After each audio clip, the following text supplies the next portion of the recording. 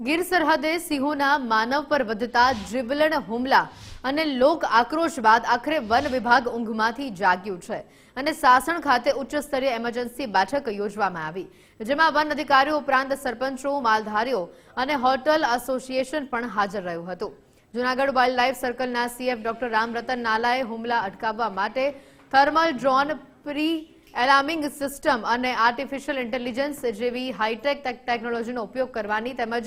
Trekkers અને staff વધારવાની ખાતરી આપી છે. રામરતન નાલાએ જણાવ્યું છે કે હુમલા પાછળ અકસ્માત અથવા વન્ય જીવોની છેડછાડ જેવા અનેક કારણો હોઈ શકે છે. जो हाल में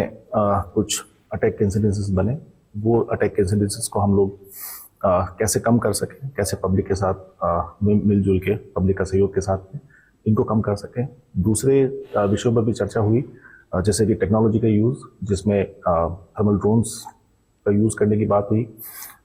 एआई बेस्ड मॉनिटरिंग सिस्टम लगाने की बात हुई, ट्रैकर्स लगाने की बात हुई, एरिया को डिवाइड स्टाफ बढ़ाने की बातें हुई, ट्रैकर्स बढ़ाने की बातें हुई, कैसे हम लोग एनिमल्स को हम लोग ट्रैक कर सकते हैं, ये सारी चीज़ों पर चर्चा हुई.